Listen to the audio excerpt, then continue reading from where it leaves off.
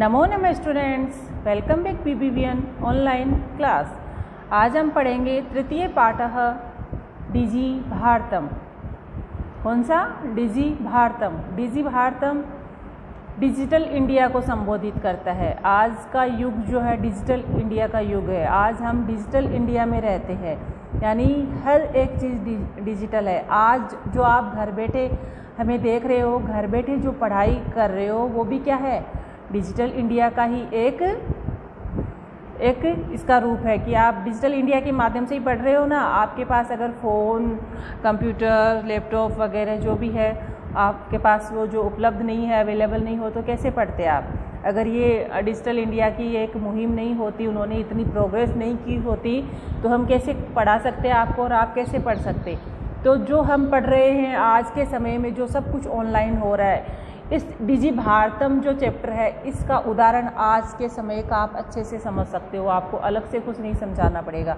जो आज हम घर बैठे सब कुछ कार्य कर रहे हैं, पढ़ाई कर रहे हैं, अपना बिजनेस जो कर रहे हैं, जो भी वर्क फ्रॉम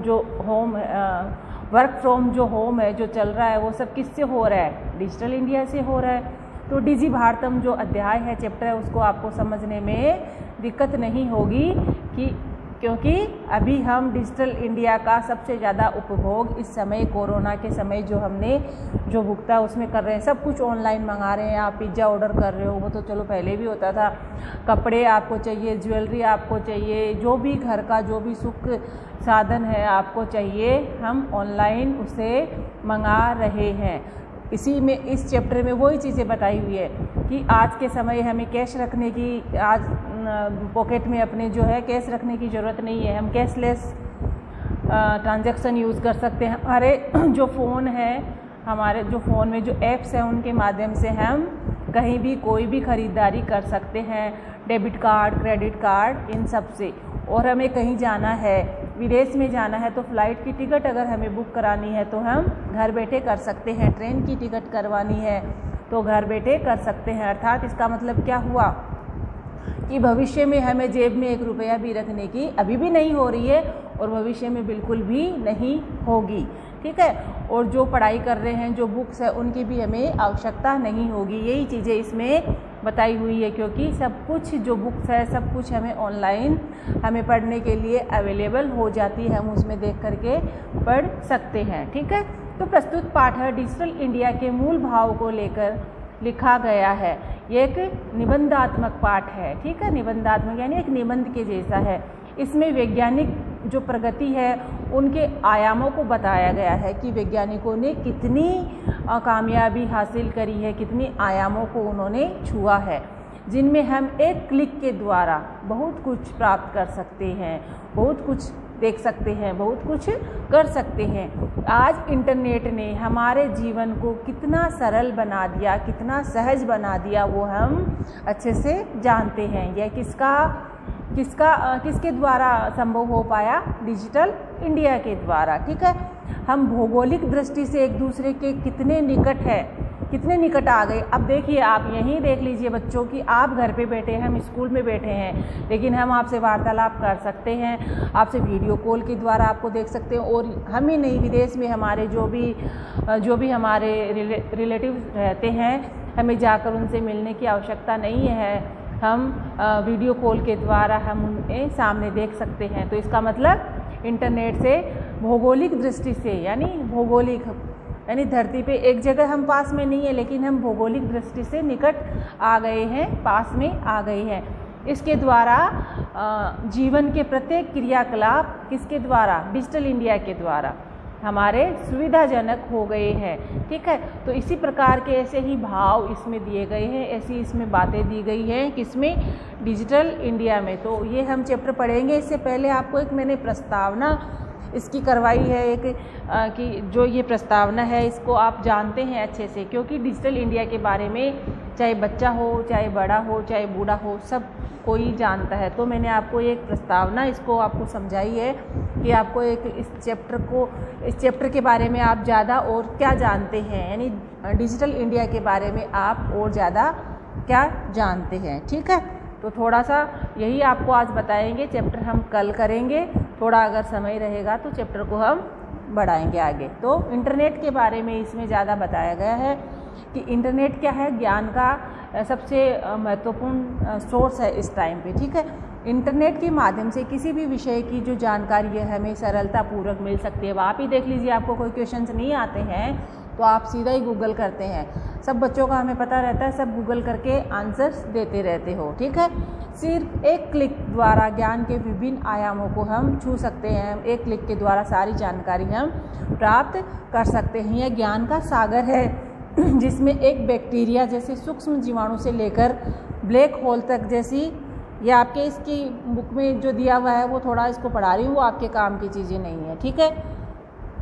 राजनीति से लेकर व्यापार तक और अंतर्राष्ट्रीय जो संबंध है हम उसको भी एक क्लिक के द्वारा या इंटरनेट के द्वारा हम समझ सकते हैं और निभा सकते हैं, ठीक है। और हमें अगर किसी बुक्स की ज़रूरत है, किसी जानकारी की ज़रूरत है तो हमें पुस्तकालय भी जाने की आवश्यकता नहीं होती है। वही हम गूगल के द्वारा, इंटरनेट के द्वारा सारी जानकारी हम घर बैठे प्राप्त कर सकते हैं। घर बैठे हम दुनिया के किसी भी कोने में संपर्क कर सकते हैं, क्योंकि ईमेल सुविधा है, वीडियो कॉल की सुविधा है ना। तो सारी जो चीज़ें हैं वो हम घर बैठे कर सकते हैं। जो आज आप पढ़ रहे हो ऑनलाइन डिस्टेंस एजुकेशन, ठीक है, जो ऑनलाइन दूरस्थ शिक्षा जो है ऑनलाइन डिस्टेंस एजुकेशन, उसको भी हम घर बैठे किसके माध्यम से पढ़ रहे हैं, इंटरनेट के माध्यम से, ठीक है। तो एक ये मनोरंजन का भी हमारे पास इंटरनेट का एक मनोरंजन का भी साधन है। इसका हमें सदुपयोग करना चाहिए, ना कि हमें दुरुपयोग करना चाहिए। यही चीज़ें जो हैं इसमें हमें 24/7 आवर्स हमें उपलब्ध रहती हैं, तो इसका हमें सदुपयोग करना चाहिए। और यही सब चीज़ें डिजी भारतम जो आपका अध्याय है उसमें समझाई गई है। तो थोड़ा आगे बढ़ते हैं हम। आशा करती हूँ जो मैंने आपको समझाया वो आपको समझ में आ गया है, ठीक है। आज हम पढ़ते हैं डिजी भारतम। अद्य संपूर्ण विश्वे डिजिटल इंडिया इत्यस्य चर्चा श्रूयते। अद्य यानी आज, संपूर्ण विश्व में, संपूर्ण सृष्टि में डिजिटल इंडिया इत्यस्य चर्चा श्रूयते यानी डिजिटल इंडिया की चर्चा हम सुनते हैं।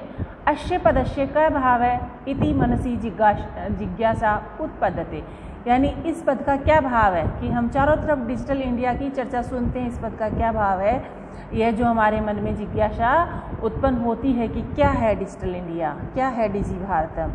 तो बताएंगे इसमें काल परिवर्तनेन सह मानवस्य आवश्यकता अपि परिवर्तते, यानी काल परिवर्तन, समय परिवर्तन, समय के साथ साथ जैसे जैसे समय बदलता है, काल बदलता है, वैसे वैसे मानव की आवश्यकताएं भी क्या होती हैं, बदलती हैं। प्राचीन काले यानी प्राचीन काल में ज्ञानस्य आदान प्रदानम मौखिकम आसीत्, प्राचीन काल में जो ज्ञान का जो स्रोत था वो आदान प्रदान था, वो क्या था, मौखिक था, है ना। जैसे शिक्षा पद्धति भी क्या थी, मौखिक थी। गुरुकुल होते थे, उसमें गुरुजी होते थे, शिष्य होते थे। तो गुरु शिष्य की जो परंपरा थी वो प्राचीन काल में विद्यमान थी। उनमें लिखित और ये सब चीज़ें बहुत कम चलती थी। गुरु जो है अपने शिष्य को श्लोकों का कंठस्थीकरण करवाते थे। जो भी ज्ञान का था वो सब मौखिक था, उनसे प्रार्थनाएँ जो श्लोक है वो सब कंठस्थ करवाए जाते थे और वो सुनते थे और उनका उच्चारण करते थे, उनको याद करते थे। तो यह ज्ञान का स्रोत था। ऐसी स्कूल थी अर्थात गुरुकुल थे प्राचीन काल में। तो उनका क्या था, ज्ञान का स्रोत आदान प्रदान का मौखिकम यानी मौखिक था। विद्या च श्रुति परंपराया गृह्यते स्म है, और जो विद्या है, विद्या को जो है सुनकर सीखने की परंपरा, ग्रहण करने की परंपरा थी। यानी बताया ना अभी कि गुरु जो थे वो बोलते थे श्लोक जो भी थे और शिष्य उसको सुनकर के ग्रहण करते थे। अनंतरम तालपत्रोपरि भोजपत्रोपरि च लेखन कार्यम आरब्धम, धीरे धीरे अनंतरम धीरे धीरे समय के अनुसार तालपत्रोपरि, ताल पत्थर होते थे ना, ताड़ के पत्थर होते थे, और भोज के जो पत्ते होते थे, पत्र यानी पत्ते ना, एक वृक्ष होते हैं ये ताल और ताड़ और भोज, तो इनके पत्तों पर धीरे धीरे क्या हुआ, कागज़ था नहीं पहले, तो लेखन कार्य आरंभ हुआ। किस पे हुआ, ताड़ के पत्ते और भोज पत्र है ना, यानी भोज के पत्ते, भोजपत्र होते हैं, आज भी मिलते हैं बहुत सी जगह, ठीक है। तो वहाँ उन पर लेखन कार्य शुरुआत हुई थी, आरंभ हुआ था। परवर्तिनी काले कर्गदस्य लेखनाचे आविष्कारेण सर्वेषामेव मनोगतानां भावानां कर्गदोपरि लेखनं प्रारब्धम, है ना। परवर्तनी काले यानी जैसे ही समय बदला, समय बदलने के अनुसार कर्गदस्य कागज की लेखना, कर्गदस्य लेखन्याः च आविष्कारेण सर्वेषामेव मनोगतानां भावानां कर्गदोपरि लेखनम प्रारब्धम, यानी कागज का आविष्कार हुआ और लेखनी का आविष्कार हुआ। उसके आविष्कार से जो सर्वेशा, जो मन के भाव थे, हम कागज़ पे लिखने प्रारंभ कर दिए हमने। हमारे जो भी मन की भावनाएं थी, लेखनी के माध्यम से कागज़ पर लिखनी शुरू कर दी, प्रारंभ कर दी। उसके बाद में कंप्यूटर का आविष्कार होता है और चीज़ों का होता है, वो सब इसमें बताया गया है। टंकण यंत्र से आविष्कारेण तु लिखिता सामग्री टंकिता सती बहुकालाय सुरक्षिता अतिष्ठत।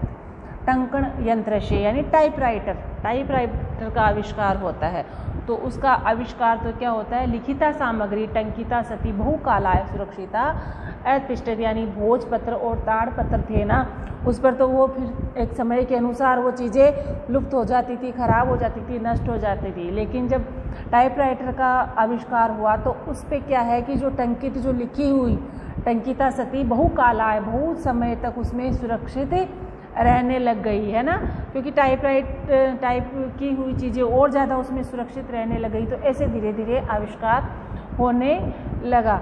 फिर है वैज्ञानिक प्रविधि प्रगति यात्रा पुनरअपि अग्रे गता। अब वैज्ञानिकों की जो अलग अलग और प्रविधियाँ थी, प्रगति यात्रा उनकी पुनरअपि अग्रे गता, और आगे बढ़ती गई, उन्होंने और ज़्यादा आविष्कार किए, उनका कार्य और ज़्यादा आगे बढ़ा।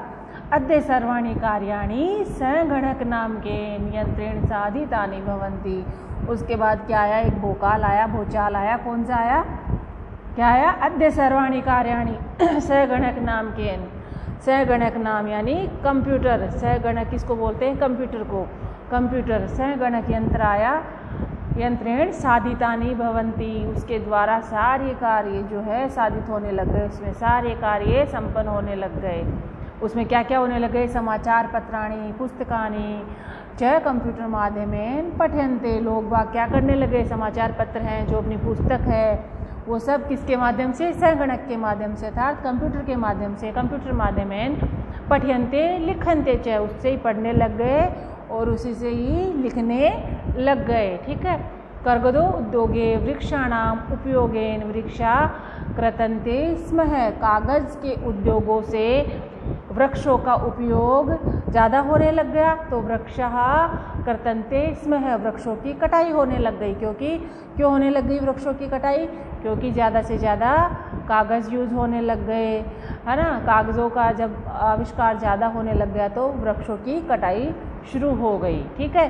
परम उससे तो ये नुकसान था ना कि भाई कागज़ का ज़्यादा आविष्कार हुआ तो वृक्षों की कटाई होने लग गई, हमारे जो प्रकृति है उसको नुकसान होने लग गया। परंतु कंप्यूटर से ऐसा कोई नुकसान नहीं होता।